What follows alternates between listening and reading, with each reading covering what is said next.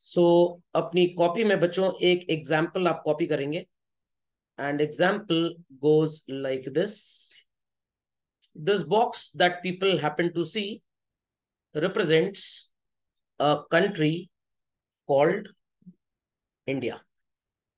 I repeat, children, the box represents the country called India.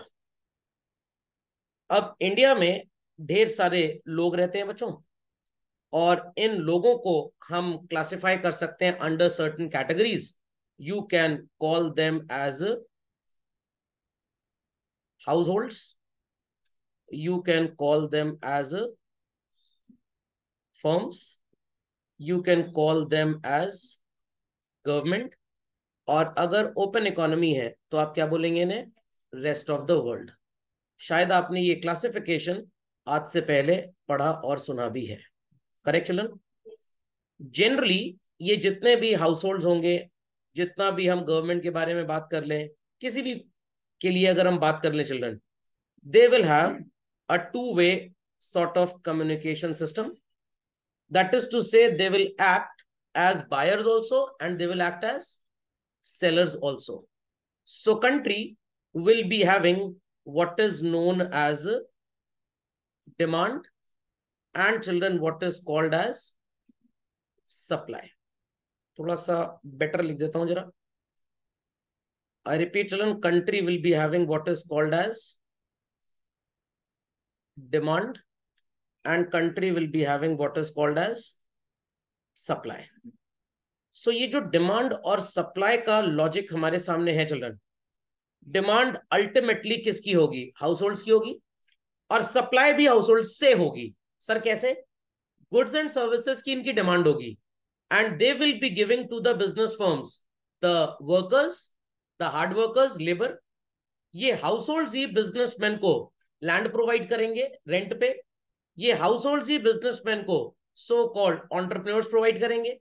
ये house hold ही children पैसा that is capital भी provide करेंगे.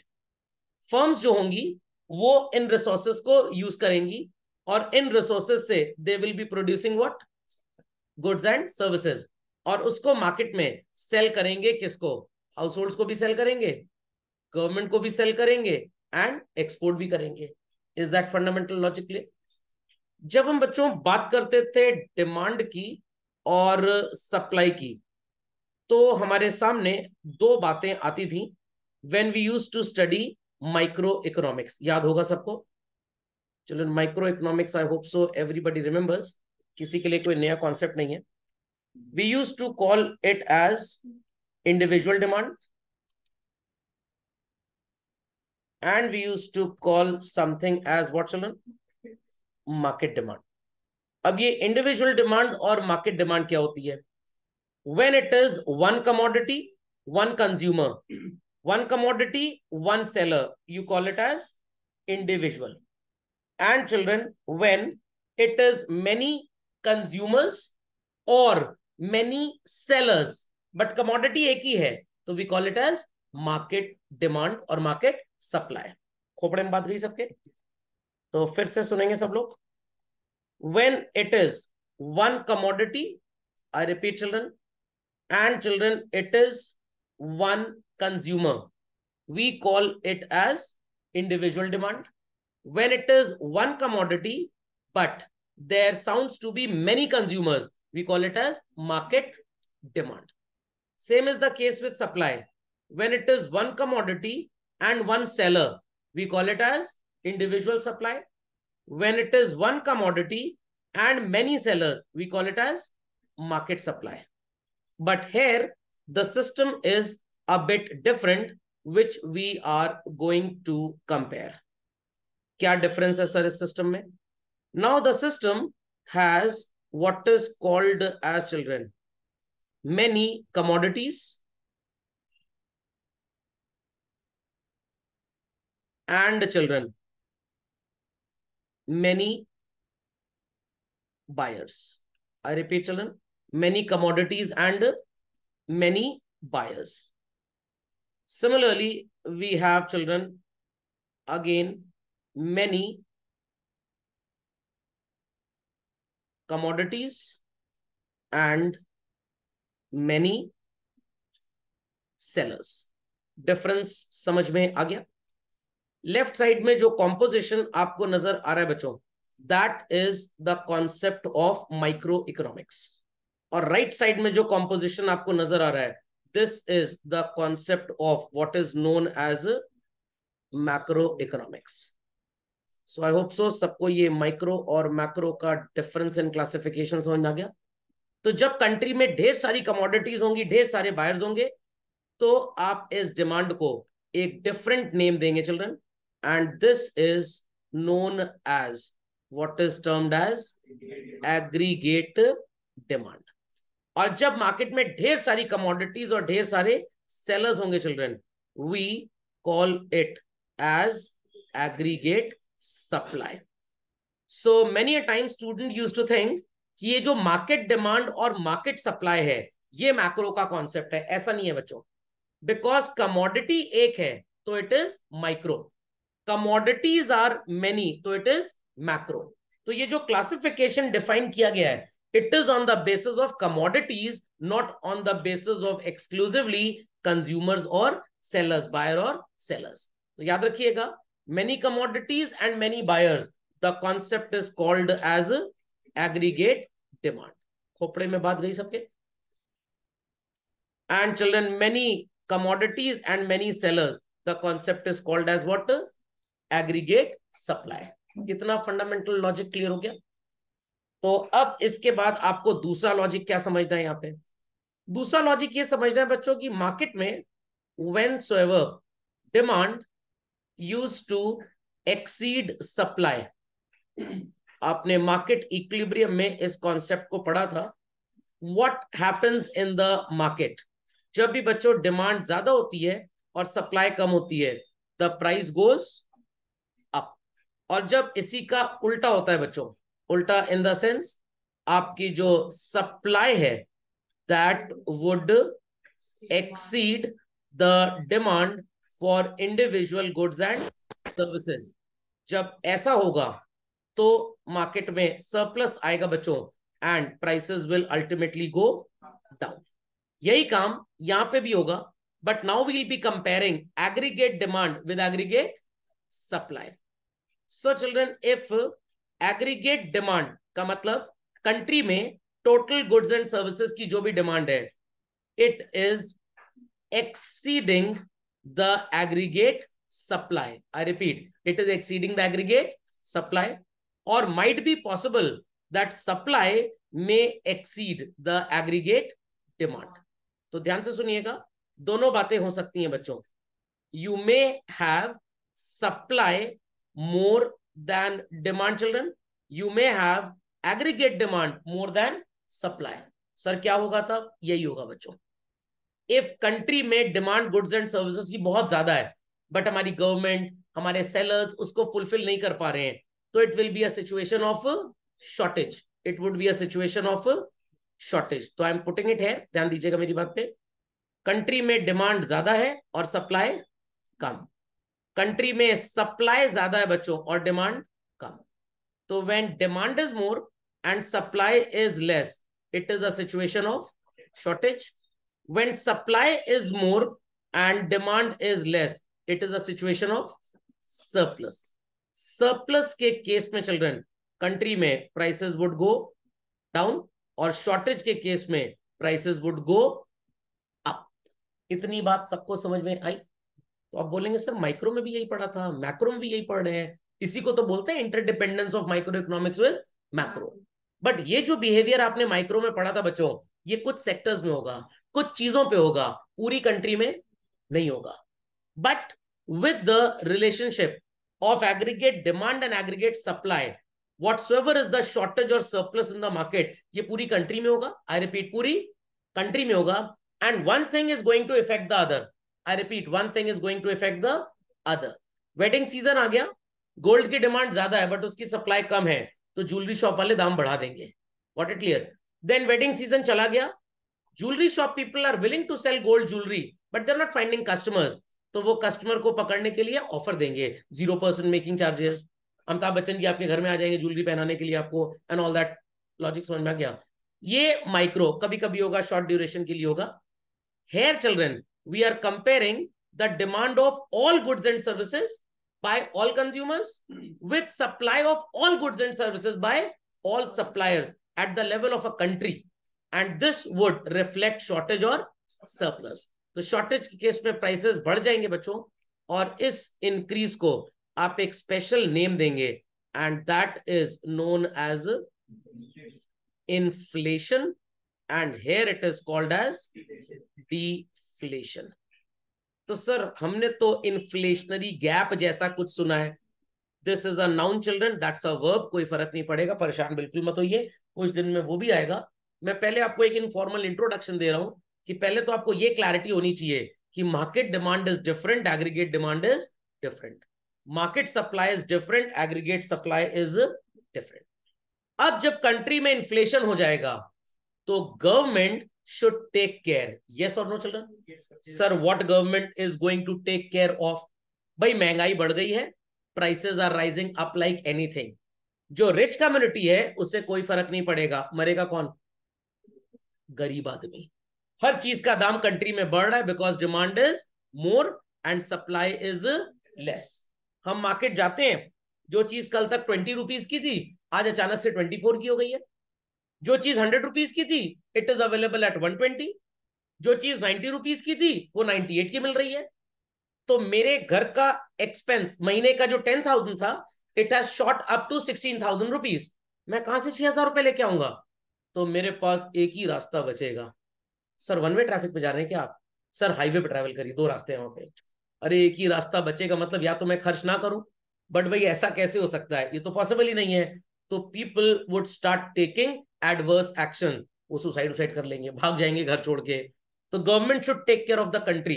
Government should take efforts to ensure कि country में ये जो एक्सेस डिमांड की और शॉर्ट सप्लाई की वजह से शॉर्टेज है, जिसकी वजह से प्राइसेस बढ़ रहे हैं, इन्फ्लेशन हो रहा है, इसको कंट्रोल करें. कैसे कंट्रोल करें? गवर्नमेंट रिच कम्युनिटी पे टैक्स लगा देगी ज्यादा. So most of their earnings would be taken away by the government. जब गवर्नमेंट के पास ढेर सारा रईसों का पैसा चला जाएगा तो उन रईसों के पास खर्च करने के लिए पैसे कम हो जाएंगे. Their purchasing power will go down.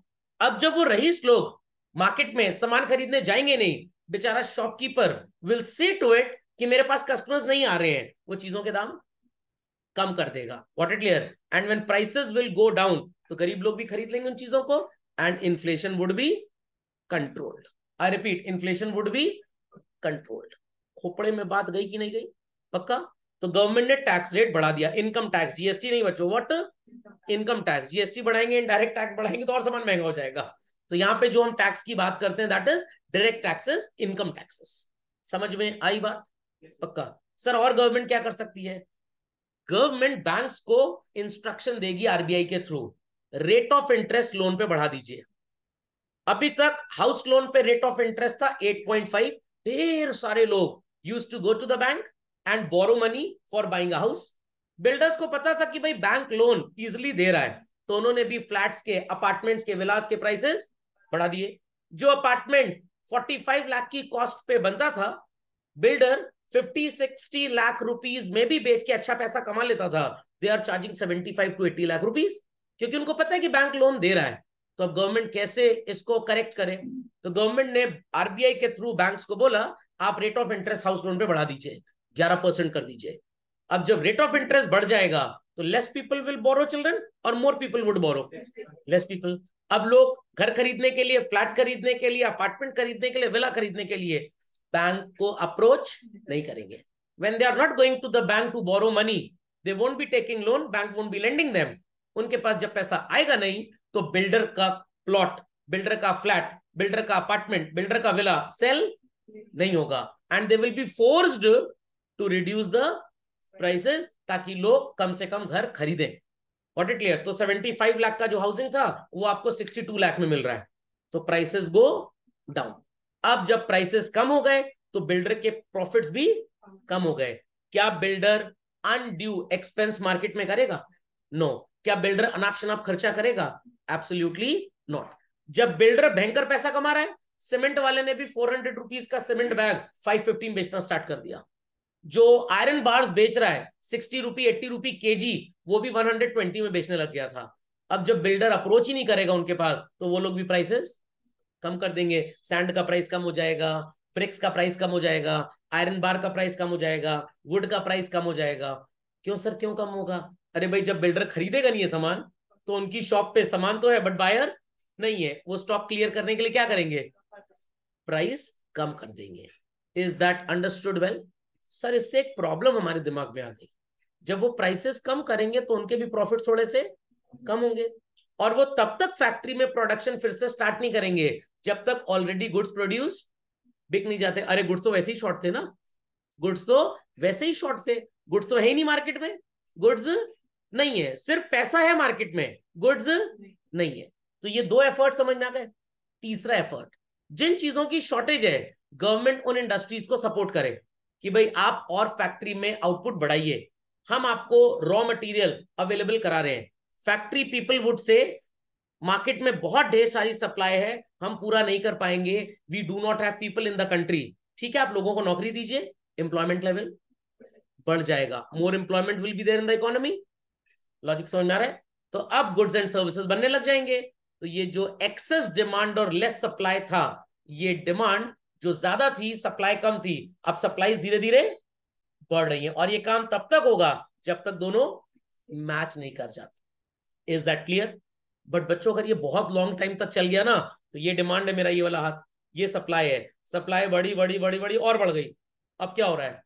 Supply ज्यादा हो गई और डिमांड कम। अब सेलर्स क्या करेंगे? अब सर ये वाला लॉजिक चलेगा, बाजार में सरप्लस आ गया, प्राइसेस गो डाउन, बेचारे शॉपकीपर के प्रॉफिट्स क्या हो रहे हैं? कम हो रहे हैं। ये नौकर को कहेगा कल से तुम्हें नौकरी पे आने की जरूरत नहीं है। क्यों? My profits are going down, मेरे रेवेन्यूज उतने नहीं है, मैं तुम्हें सैलरी नहीं दे पाऊंगा, kicked out of the job. तो बच्चों, डिफ्लेशन ज्यादा खतरनाक है। यहां तो नौकरी मिल रही थी कम से कम, थोड़े टाइम की प्रॉब्लम दिया तो नौकरी चली गई। अब जब एम्प्लॉयमेंट कम होगा चल रहे हैं, पॉवर्टी लेवल बढ़ जाएगा। ये जो एम्प्लॉय है जिसका जॉब चला गया, उसके बच्चे जिस स्कूल में पढ़ रहे हैं, क्या वो उस स्कूल की फी डिपॉजिट कर पाएगा? No no. जब स्कूल में फीस नहीं आएगी तो school management will take what action?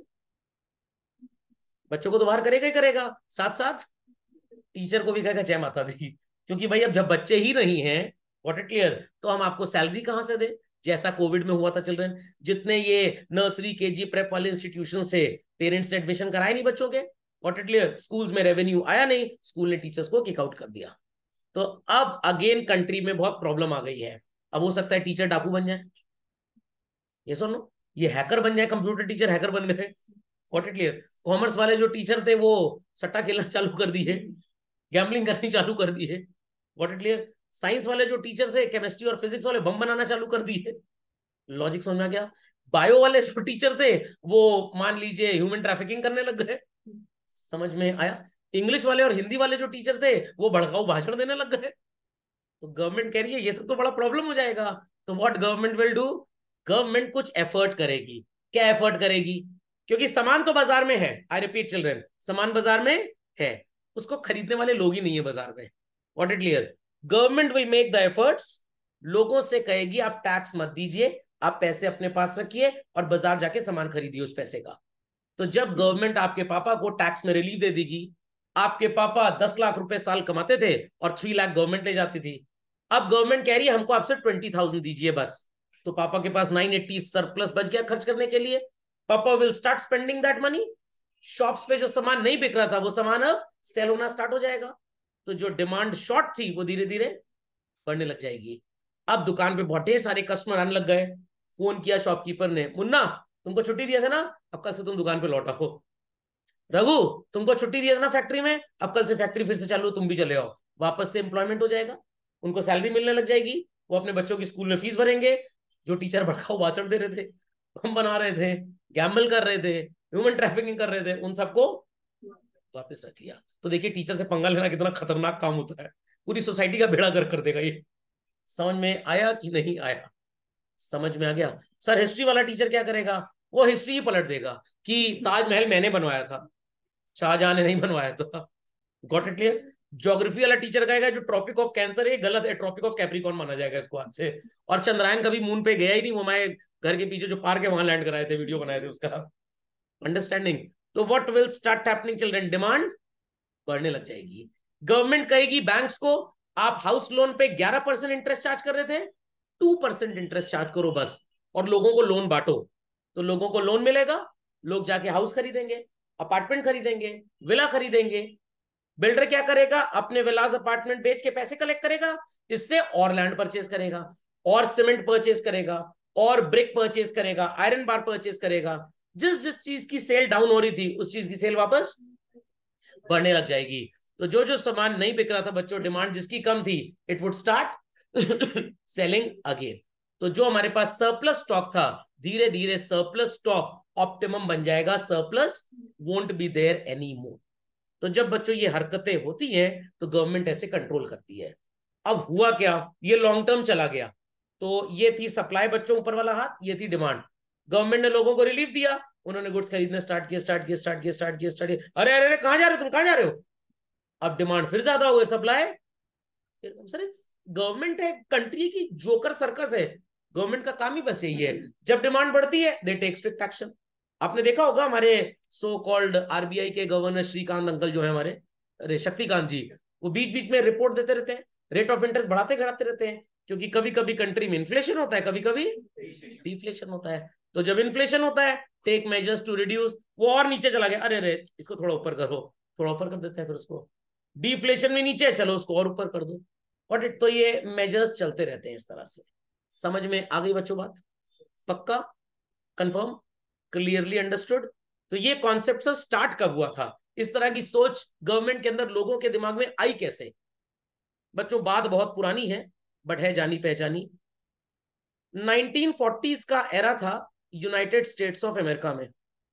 एक बड़ा ही पढ़ा लिखा इंसान, जिसको लोग एकदम जाहिल गवार बोलते थे, उसने लोगों को समझाया, do not produce undue goods, do not make super great quantity of services available in the market, आपको नुकसान होगा। गवर्नमेंट को भी ये बात समझ में नहीं आई यूएसए में। ये इंसान हर जगह जाके लोगों को समझाया। People use to go against this person कि ये पगला गया है, ये हैज गॉन मैड, ये कंट्री की तरक्की में एक हर्डल बन रहा है, जैसे हर्डल रेस होती है ना। इन भाई साहब की बात किसी को समझ में आई नहीं। 47 आते आते समस्याएं स्टार्ट होने लग गई। मम्मी कह रही है कि रात को 9 बजे के बाद फ्रूट मत खाओ, मत खाओ, मत खाओ, बट आप तो एकदम जिद्दी टाइप के हैं, नहीं हम तो जरूर खाएंगे फ्रूट। और सुबह 2:30 बजे पेट में जब दर्द हुई तो अस्पताल में जमा करा दिया गया, मतलब एडमिट करा दिया गया। तो मम्मी की बात नहीं मानेंगे तो ऐसा ही होगा। समझ में आई बात? तो ये भाई साहब जब लोगों को समझाते थे, लोगों को समझ में आता नहीं था। 1947 के बाद जब 48 49 आया, प्रॉब्लम भयंकर, कैंसर की चौथी stage. Goods and services were available in the market, buyers were not there. ढेर सारा गुड्स एंड सर्विसेज फैक्ट्री वालों ने बना के बाजार में सप्लाई किया, थिंकिंग ढेर सारा सामान बनाएंगे, बेचेंगे तो प्रॉफिट कमाएंगे। भाई कंट्री में लोगों की कैपेसिटी भी तो होनी चाहिए। आप मम्मी के बड़े लाडले हैं, बड़े प्यारे हैं, आपकी डाइट है 3 रोटी खाने की, और मम्मी ने 15 रोटी बना के रख दी। हाय मेरा लाल पीला नीला गुलाबी मजेंटा ब्लूज पर्पल, ज्यादा खाना खाएगा तो तंदुरुस्त हो जाएगा। भाई ज्यादा खाना खाएंगे तो पेट खराब होगा, तंदुरुस्त नहीं होंगे। ऑप्टिमम होना चाहिए, ना ज्यादा ना कम। इन भाई साहब के पास लोग फिर आए 1949 में, जब great depression, sorry sorry sorry children, I take back my words, I take back my words children, sorry. 20s में प्रॉब्लम स्टार्ट हुई थी और 1929 तक चला। Got it clear? और जब ग्रेट डिप्रेशन यूएस में आया तो जे एम कीन साहब के सामने लोग मत्था टेकने आ गए, प्रभु बचाओ। जे एम कीन सामने बोला, अब पछताए होत क्या जब कोल्ड ड्रिंक की बोतल गई टूट। मैं तो पहले ही कह रहा था कि सो कॉल्ड स्ट्रॉ लगा के या ग्लास में पोर करके कोल्ड ड्रिंक पियो। समझ में आई बात? तो country was having huge supply of goods and services, but बाजार में लोगों के पास पैसा नहीं था। ऐसा 2005 में भी यूएस में हुआ था। Got it clear? तो अब लोगों के पास गुड्स तो थे बट बायर्स थे ही नहीं। तो इन्होंने बोला कि भाई देखो तुरंत तो कुछ नहीं होने वाला, आपको थोड़ा टाइम देना पड़ेगा। कुछ टाइम के लिए गवर्नमेंट को सपोर्ट करना पड़ेगा, लोगों को फ्री में खाना पीना देना पड़ेगा, फैक्ट्रीज बंद करनी पड़ेंगी, let the already produced goods get sold in the market. जब वो खत्म हो जाएंगे फिर प्रोडक्शन स्टार्ट करिएगा। और government should act like a watchdog. ज्यादा प्रोडक्शन करने की परमिशन ना दे। इसीलिए इंडिया में स्टार्टिंग में 48 और 56 की जब इकोनॉमिक पॉलिसीज बनी तो इंडस्ट्रियल लाइसेंसेस हुआ करते थे, बिकॉज अगर आप बहुत ज्यादा प्रोड्यूस कर देंगे तो एक दिन ऐसा आएगा कि सामान तो है बाजार में बट बायर है ही नहीं। समझ में आई बात कि नहीं आई बच्चों? क्लियर? तो इस फिनोमेना को सबसे पहले जे एम कीन साहब ने दुनिया के सामने रखा, तभी से सो कॉल्ड मैक्रो इकोनॉमिक्स का इंपॉर्टेंस स्टार्ट हुआ। नहीं तो उसके पहले लोग मैक्रो इकोनॉमिक्स के बारे में कुछ बहुत ज्यादा जानते वानते नहीं थे। समझ में आ गई कहानी? पक्का? तो वेरी क्विकली इसको अपडेट कर दीजिए, वेरी क्विकली चलो। So let's continue further children, let's continue further. So ये बात सबको समझ में आ गई कि इकोनॉमी में क्यों प्राइसेस बढ़ते हैं या घटते हैं। तो कभी कभी production of goods and services ज्यादा हो जाता है, तो गुड्स की मार्केट में सप्लाई बहुत ढेर सारी होती है but buyers are not there, तो prices will go down. Got it? तो जब प्रोडक्शन इंक्रीज होता है तो sir economy should grow, employment ज्यादा होना चाहिए। बिल्कुल बच्चों, अगर आपकी इकोनॉमी डाउनफॉल पे है और आपने फैक्ट्रीज लगाई, उनमें लोगों को जॉब्स दिए, गुड्स बनने स्टार्ट हुए, मार्केट में डिमांड है, तो वो गुड्स बिक जाएंगे। बट अगर इकोनॉमी ऑलरेडी ठीक ठाक चल रही है, आपने अननेसेसरली और गुड्स बना दिए, those goods won't be able to find buyers, तो वो गुड्स एज इट इज बने रह जाएंगे, वो सेल नहीं होंगे। Is that clear? तो इकोनॉमी कभी भी ग्रो नहीं करेगी। जो डूबा है वो बाहर निकल सकता है, जो ऑलरेडी निकला वो डूब सकता है क्या? हाँ डूब तो सकता ही है, बट वो फिर निकल नहीं सकता क्योंकि वो तो ऑलरेडी बाहर निकला हुआ है समुद्र से या नदी से। ओके? और कभी कभी गुड्स एंड सर्विसेज का प्रोडक्शन गिर भी जाता है। सर तो गिरेगा तो क्या होगा? भाई प्रोडक्शन कम है, क्यों कम है? बिकॉज मार्केट में डिमांड नहीं, तो वाई टू प्रोड्यूस। और हम इस केस में अपने एम्प्लॉयज को घर जाने का रास्ता दिखाते हैं, और जब हम उनको किक आउट करेंगे employment level will go down, poverty level will go up. जब इनका जॉब नहीं होगा, इनकी इनकम नहीं होगी, इनकी इनकम नहीं होगी, तो जो गुड्स एंड सर्विसेज ये खरीदते थे अपनी इनकम से, उसकी डिमांड भी कम हो जाएगी। Got it? तो बच्चों अगर प्रोडक्शन फॉल होगा तो अगेन मैंने आपको समझाया, गुड्स बाजार में बिकेंगे नहीं क्योंकि उनका कोई बायर नहीं है।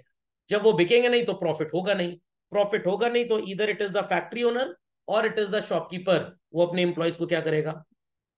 ऐसे ही किक आउट करेगा बच्चों। समझ में आ गई बात? चलिए, so is that understood by all children? Boom का पीरियड इज गुड और बैड?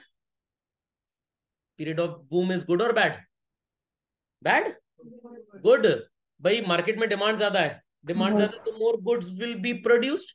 मोर गुड्स प्रोड्यूस करने के लिए क्या करना पड़ेगा? और ज्यादा लोगों को आप हायर करेंगे। मान लीजिए फेस्टिव सीजन, दशहरा आने वाला है, एंड मेरी शॉप है, मैं कुछ लेटर्स से छोटे बच्चों के कपड़े बेचता हूं। जनरली 10 to 20,000 रुपीज की सेल एवरी डे होती है, बट दशहरा फेस्टिव सीजन में लोगों को उनके ऑफिस में जॉब्स में बोनस मिल सकता है। What it clear? लोग पैसे खर्च करते हैं फेस्टिव सीजन में, तो मेरी शॉप पे जो सेल 10 to 20,000 पर डे की थी, suppose it goes up to 50 to 75,000, तो भाई ज्यादा गुड्स बेचने के लिए मेरे को एम्प्लॉयज भी रखने पड़ेंगे टेम्परेरी। तो when I hire more employees, country में एम्प्लॉयमेंट लेवल बढ़ जाएगा।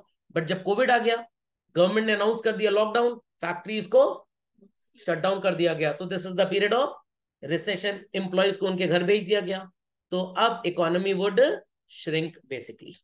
Got it? और डिप्रेशन क्या होता है? भयंकर रूप of recession is called as depression. यहाँ पे बस आत्महत्या ही चाह रहा है, एंड देन इकोनॉमी धीरे धीरे रिवाइव करती है, तो we call it as recovery. Got it? और जब रिकवरी खूब ज्यादा होती है तो बूम का पीरियड बन जाता है। Got it? तो बच्चों ये ग्रेट डिप्रेशन आपको याद आ गया? अभी अभी मैंने आपको स्टोरी सुनाई थी। तो जब 28-29 में कहानी स्टार्ट हुई, तो लोगों ने जेएम कीन साहब का दरवाजा खटखटाया, प्रभु एक तुम ही आखिरी सहारा हो। इन्होंने कहा अब सब तुम सब बेसहारा हो। तो ये कम से कम 8-10 साल चलता रहा। बट अगर उस समय बच्चों एक्सपोर्ट पॉसिबिलिटीज होती and other countries were capable enough to buy their goods and services, शायद ये ग्रेट डिप्रेशन से बहुत जल्दी उभर आते हैं। बट उस समय एक्सपोर्ट अपॉर्चुनिटीज उतनी थी नहीं, और सबसे बड़े बायर्स आज भी और उस समय भी चाइना और इंडिया ही रहे होंगे। बट इंडिया में तो अराउंड भगत सिंह खेल रहे थे हम उस समय, गांधी जी खेल रहे थे, हम जो ब्रिटिशर्स थे उनको किक आउट करके हटाने के चक्कर में थे। तो India was also not a profitable destination to sell their excessive production. नहीं तो हो सकता है कि इंडिया इनको उभार लेता कम से कम। चलिए ये देखिए बच्चे, गरीब लोग, ये आंटी जी भी एकदम परेशान हैं। Got it? लोगों को इस तरह से खाना मिलता था, बट सर है suited booted, so people in cities would wait in line for food to bring to their family. क्यों भाई? नौकरी जा चुकी थी, कमाई का जरिया कुछ भी था ही नहीं, तो बेचारे पैसे कहां से कमाते हैं? तो इस तरह से लोगों को वेट करना पड़ता था, बड़ा बुरा हाल था। और ऐसा बच्चों 2005 में भी हुआ था। शायद आप 2005 में पैदा हुए होंगे, if I am not wrong, but 2005 में बच्चों ऐसा हुआ, यूएस गवर्नमेंट ने बहुत लोन्स बांटे। मतलब एमबीए करने के लिए स्टूडेंट्स को लोन दे दिया, बीटेक प्रोग्राम्स के लिए दे दिया, और उन स्टूडेंट्स की रीपेइंग कैपेसिटी थी ही नहीं। What it sir? They didn't pledged any asset, they did pledge किया। क्या करेगा बैंक? एसेट्स को बेचेगा ना, बट ऑक्शन में कोई बायर भी तो आए। जब मेजॉरिटी लोग लोन लेके बैठे हैं तो ऑक्शन में कोई बायर आएगा ही नहीं। इंडिया में भी ऐसा होगा बच्चों, परेशान मत होइए, ये जो पिक्चर है ये इंडिया में भी होगी, बट अभी नहीं। 2075 और 80 में इट इज प्रिडिक्टेड कि 30 40 साल 50 साल बाद इंडिया में भी ऐसा ही होगा। क्यों ऐसा होगा? क्योंकि लोगों की जो हैबिट्स अब हैं, आपने 10 लाख रुपीज की कार के लिए एक लोन ले लिया, 3 इयर्स आपने इंस्टॉलमेंट पे कर दिया, लेट अस से 4 लाख रुपीज, अभी भी कितना लोन है आपके ऊपर? 6 लाख। आपको फोन आता है, सर आपकी कार पे जो लोन आप पे कर चुके हैं, आप उतना और टॉपअप करा लीजिए। आपने 4 लाख रुपए का लोन फिर ले लिया, और इस 4 लाख से आपने घर में 1.5 लाख का तो होम थिएटर सिस्टम खरीद लिया। आपकी पेइंग कैपेसिटी नहीं थी, पड़ोसी के घर में था, आपको लोन मिल गया तो आपने होम थिएटर सिस्टम खरीद लिया। 100 लोगों को अगर इस तरह के लोन्स दिए, 40 50 60 लोग तो डिफॉल्ट हो जाएंगे। Got it? अब बैंक क्या करेगा? आपका होम थिएटर सिस्टम बेचेगा किसी को? 1.5 लाख का होम थिएटर 15,000 में नहीं बिकेगा। आपकी गाड़ी कोई खरीदेगा ही नहीं, क्योंकि लोग कंट्री में ऐसे है ही नहीं। Got it? तो इसीलिए कहते हैं उतना ही बोरो करिए जितनी आपकी रीपेइंग कैपेसिटी हो। Got it? Many people have seen, my personal experiences, credit card से एटीएम से पैसा विड्रॉ करते हैं। शाम को 7:30 बजे अगर आपने क्रेडिट कार्ड से 10,000 रुपए भी विड्रॉ कर लिए बच्चों, 2.5% पर मंथ, 30% पर एनम का इंटरेस्ट का मीटर दौड़ना चालू हो जाता है। क्रेडिट कार्ड से फ्यूल खरीदते हैं, मान लीजिए 20 30 डेज तक तो बिलिंग पीरियड फ्री है, आप रीपे सेम अमाउंट करेंगे। Thereafter if you fail to repay, again उस पर भी 2.5% इंटरेस्ट चार्ज होता है। मेनी अ टाइम्स ऐसा भी होता है कि आप इतने भयंकर डेट ट्रैप में फंस जाते हैं, आपने 10,000 रुपए की क्रेडिट कार्ड से शॉपिंग कर ली, पता लगा आपको 50,000 रुपए पे करना है, और अल्टीमेटली सर अगर नहीं पे कर पाए तो इंडिया में कोई ऐसा कानून नहीं है कि आपको उम्र कैद हो जाए इसके लिए। आपकी ज्यादा से ज्यादा असेट जब्त होंगी, असेट तो आप पहले ही बेच चुके हैं अपनी। समझ में आ गया? बैंक के एम्प्लॉय ने सिर्फ अपना टारगेट मीट करने के लिए आपकी फेक रिपोर्टिंग करके आपको क्रेडिट कार्ड दे दिया, और आप जैसे 70% लोग इंडिया में हो गए जिन्होंने, ड्यू अपॉलॉजीज चिल्ड्रन, इंटरनेट। तो ये बात सबको समझ में आ गई? व्हाट डिड आई से? चलो, ये बात सबको समझ में आ गई। तो मेजोरिटी लोगों को क्रेडिट कार्ड तो दे दिए without seeing to their repaying capacity कि वो वापस कर भी पाएंगे या नहीं। आप क्या करेंगे? ज्यादा से ज्यादा कोर्ट में केस कर देंगे उनके ऊपर, कुछ एसेट्स वगैरह उनकी आप गिरवी रखी हुई है, आप हो सकता है कोर्ट से ऑर्डर लेकर उनकी एसेट्स को ऑक्शन कर दें। जब मेजॉरिटी जनता ही ऐसी है तो ऑक्शन में भी उस जायदाद को कोई खरीदने आएगा ही नहीं। ये जो बच्चों बैंक्स का मर्जर हुआ था ना, ये इसीलिए हुआ है। ये जो बैंक हर छोटी छोटी चीजों पे 1 रुपए एसएमएस चार्ज, 25 रुपए स्टेटमेंट का, पहले सब नहीं लेते थे, अब इतना पैसा लेके लोग भाग गए, तो जितना बैंक ने कमाया था वो इस लॉस को पूरा करने में चला गया। अब बैंक सो कॉल्ड अपना पेट कैसे भरेगा? आपसे एसएमएस चार्ज ले लिया 15 रुपए, अगर 100 करोड़ लोगों ने 15-15 रुपए भी हर महीने दे दिए तो 1,500 करोड़ बैंक के प्रॉफिट बढ़ गए कि नहीं बढ़ गए? Earlier these services used to be free of cost, क्योंकि बैंक अपनी लेंडिंग बोरोइंग में इतना कमा लेता था कि आपसे अलग से कोई पैसे लेने की जरूरत नहीं पड़ती थी। सेविंग अकाउंट की चेकबुक पे पैसा लेते हैं, पहले वो भी फ्री थी। बैंक से स्टेटमेंट निकलवाइए, एक पेज का 50 रुपीज ले लेते हैं। क्यों ये चार्जेस इंपोज किए? इसीलिए क्योंकि जो प्रॉफिट था वो तो माल्या और नीरव मोदी खा गए, मेहुल चोकसी वगैरह, नाम में ही चोर है उनके बेसिकली। Got it clear? तो इसीलिए बैंक्स को मर्ज किया गया। The super profitable bank will take over the bank whose money has been taken away by people like Mallya and all, और अल्टीमेटली गाज हमारे आपके जैसे लोगों पे गिरती है। तो कहावत है ना भाई, अगर आपने 2-4 लाख का लोन लिया है तो ये आपका सिरदर्द है कि आप बैंक को पे करें, 2-4 लाख करोड़ का लिया है तो बैंक का सिरदर्द है आपसे रिकवर करें। खोपड़े में बात गई बच्चों या नहीं गई? समझ में आ गई बात? चलिए, सो चिल्ड्रन, लोग एकदम पूरी तरह से बर्बाद हो चुके थे, families were forced to move because उनके पास पैसा था ही नहीं, शहर से घर वर बेच के गांव चले गए। तो यहाँ पे कुछ रियल डेटा है children, 3,33,000 students could not go to school, 1 lakh से ज्यादा बिजनेसेस फेल हो गए, more than 1 million people loss their homes. अब छोटा सा एग्जांपल लीजिए कि आपके पापा ने बैंक में या मैंने बैंक में 50 लाख की एफडी करवाई हुई है, बैंक ने वो पैसा आगे किसी माल्या टाइप को लेंड कर दिया, और अगर वो भाग गया तो मेरे पैसे तो गए। Got it clear? RBI insurance में कितना कवर करेगा? 5 लाख रुपीज पर कस्टमर, मेरे तो चले गए 45 लाख रुपए। यस और no? But system is strong in the economy, loss होगा नहीं। बट अगली बार अगर ऐसा कुछ हुआ तो समझ लीजिए लॉस हो जाएगा। अभी तो मर्जर वगैरह करके काम चल गया, बट अगली बार नहीं चल पाएगा। तो sir what we should do, अपना पैसा बढ़िया स्टॉक मार्केट में लगा दीजिए, बढ़िया गोल्ड में लगा दीजिए, रियल एस्टेट में लगा दीजिए। मेरे को तो बड़ा डर लगता है बैंक की सब हरकतें देखकर, बट मजबूरी है, क्या करें। 10,797 bank out of 25,000, 40% bank he fail हो गए बच्चों। $89 बिलियन का स्टॉक 15 बिलियन में आ गया। 2005-6 में जब हुआ था ना बच्चों रिसेशन, लेमन ब्रदर्स बहुत बड़ी फाइनेंशियल कंपनी थी यूएस की, 100-125 डॉलर का शेयर 25 सेंट का हो गया। आप बोल सकते हैं इंडियन कॉन्टेक्स्ट में 125 रुपए का शेयर 25 पैसे का हो गया। Got it? इवन इंडिया में भी ऐसा हमने देखा है, बट क्योंकि हमारी इकोनॉमी इन सब एक्सटर्नल इफेक्ट से इफेक्ट क्यों नहीं होती, क्योंकि हमारी 70% जनता आज भी बच्चों गांव में रहती है, वो उतना ही खर्च करते हैं जितनी उनकी हैसियत होती है। ये शहर वालों को थोड़ी उड़ने की आदत ज्यादा होती है, तो गांव वाले 10 लाख का ट्रैक्टर कैश पे करके खरीदते हैं, और यहाँ 90,000 की एक्टिवा भी 2,000 रुपए डाउन पेमेंट करके ईएमआई बनवा लेते हैं। पेट्रोल भी ईएमआई पे खरीदते हैं लोग बेसिकली, बिकॉज इनकी हैसियत होती नहीं है। What it? तो हमारी कंट्री में यूएस के रिसेशन का इफेक्ट 25 to 30% आया बस। बाकी those who are living in villages having ample of real estate property, उनके ऊपर इंपैक्ट देगी। जो बेंगलुरु, न्यू दिल्ली, मुंबई बड़े बड़े कॉर्पोरेट्स में काम करते थे, उनके जॉब्स गए, बट जो गांव में किसान खेती कर रहा है उसे कोई प्रॉब्लम हुई नहीं। Got it clear? इसीलिए अब हमारी कंट्री सेल्फ सफिशिएंट बन रही है। सारी चीजें हमारी, हमारे देश में फैक्ट्री लगाओ, हमारे देश में फैक्ट्री लगाओगे तो कम से कम हमारे लोगों को एम्प्लॉयमेंट मिलेगा as such. What it? So government का रोल क्या है बच्चों? अभी भी मैंने आपको बताया, टू एंश्योर इकोनॉमिक स्टेबिलिटी। अगर इन्फ्लेशन होता है तो वील कंट्रोल, 2-3 एग्जांपल्स दिए आपको मैंने। डिफ्लेशन होता है, we'll control that as well. Sir what is this fuller employment? इसके 2 मीनिंग होते हैं बच्चों। I hope so I am not very fast. Fuller employment के 2 मीनिंग होते हैं। मीनिंग नंबर 1 जो सिलेबस में है, whatsoever number of people are able to work, they should get necessary work। इसीलिए स्किल डेवलपमेंट कॉर्पोरेशन गवर्नमेंट ने 2014 में खोल दिया। दूसरा, all the resources that we have should be fully put to use, either it is land, labor, capital or entrepreneurship। Fundamental is understood? Got it?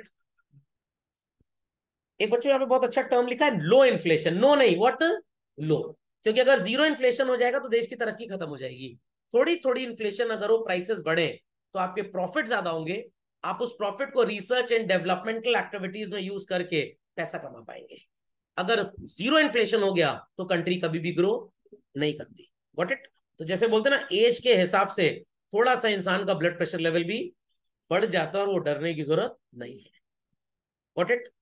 So government ensure करेगी कि भाई हमारा output ज्यादा से ज्यादा हो, जो भी हमारे पास रिसोर्सेज हैं it is fully put to use. इसीलिए हमारे प्राइम मिनिस्टर अलग अलग कंट्रीज का ट्रैवल करते रहते हैं कि वहां से बिजनेस, वहां से रिसोर्सेज। G20 इसीलिए कराया गया था कि लोग आके इंडिया को देखें कि अब इंडिया 1990 वाला या 2010 वाला नहीं है। Things have change. एक जमाना था बच्चों, यूएस में प्रोडक्ट लॉन्च होता था, उसके 2-3 साल बाद वो इंडिया में आता था। आज अगर आईफोन की लॉन्चिंग होती है, आज अगर बेंटले रोल्स रॉयस गाड़ी लॉन्च करते हैं, same date is launch in Germany and same date is launch in a showroom in Bengaluru और मुंबई। ऐसा क्यों? क्योंकि हमारे यहाँ भी कस्टमर्स है। Got it clear? I remember 1985, I was of 5 years old, family friends of my father and all, we went to Bangkok and all children. उस समय एक स्टीरियो सिस्टम वॉकमैन जिसको बोलते थे, वहां से लेके आए थे, और लोग जो आते थे घर में वो बड़ा देख के अमेज हो जाते, अरे इनका इंपोर्टेड प्रोडक्ट है। Today is there anything which is available in US but not available in India? No. अब ऐसा कुछ भी नहीं होता, जो वहां पे अवेलेबल है वो यहाँ पे भी अवेलेबल है। What it? तो this reflects that we are growing basically. John Maynard Keynes 1883 से 1946 तक थे। अगर जिंदा रहते तो हो सकता है जवाहरलाल नेहरू जी इनको इंडिया के पहले इंडिपेंडेंस डे पे बुला लेते। समझ में आई बात? तो फ्री मार्केट कैपिटलिस्टिक इकोनॉमी में नेशनल इनकम और लेवल ऑफ एम्प्लॉयमेंट डिपेंड करता है एग्रीगेट डिमांड और सप्लाई। एग्रीगेट डिमांड बहुत ज्यादा होगा तो इन्फ्लेशन बहुत ज्यादा होगा, एग्रीगेट सप्लाई बहुत ज्यादा होगी तो डिफ्लेशन भी बहुत ज्यादा होगा। तो neither it should be very high nor it should be very low. अभी आईफोन 15 जिस दिन लॉन्च हुआ, जो बीकेसी वगैरह मॉल में लड़ाई झगड़ा होने लग गया क्योंकि demand was very high, supply was low basically. What it ऐसा ही कंट्री में मार काट मच जाती है एकदम। तो इन चीजों को थोड़ा अवॉइड करने के लिए यही भगवान है, इनके सामने हाथ जोड़ लीजिए सब लोग एक एक बार। What it he is called as the father of macroeconomics, J M Keynes, John Maynard Keynes. समझ में आ गया? कुछ लोग सोच रहे हैं कीन्स है तो कीनिया में पैदा हुए होंगे, ऐसा कुछ नहीं है। He was an American only children. What it but again इनकी इज्जत तब होनी स्टार्ट हुई जब इन्होंने ग्रेट डिप्रेशन को कंट्रोल करने के एफर्ट्स गवर्नमेंट को सुझाए। इन्होंने गवर्नमेंट को बोला भाई लोगों को लाइसेंस इशू करिए, ज्यादा गुड्स एंड सर्विसेज प्रोड्यूस करने की परमिशन मत दीजिए, क्योंकि आपने अगर रैम्पेंट प्रोडक्शन के ऊपर रेस्ट्रिक्शन नहीं लगाया तो डोमिनेशन क्रिएट करने के लिए फैक्ट्रीज ह्यूज आउटपुट प्रोड्यूस करेंगे। उससे होगा क्या? अभी तो बड़ा अच्छा लग रहा है बट 6 महीने बाद, 4 महीने बाद, 1 साल बाद गुड्स मार्केट में आ जाएंगे बट बायर होगा ही नहीं। तो वो जो उस समय भयंकर 2 शिफ्ट 3 शिफ्ट लगा के फैक्ट्री में गुड्स बन रहे थे, अब वो सारे के सारे एम्प्लॉइज अपने घर चले जाएंगे। Logic understood well? सो बच्चों, aggregate demand supply model is use to ascertain these fluctuations, जैसे मैंने आपको स्टार्टिंग में इंट्रोडक्शन में बताया। सो अगेन ये बात तो सबको समझ में आ गई, demand is more inflation, supply is more deflation. Got it? Got it children? चलिए, तो people understood what is aggregate demand children? तो एक छोटी सी डेफिनेशन आप अपनी कॉपी में लिख लीजिए and we'll continue with this in the next lecture children.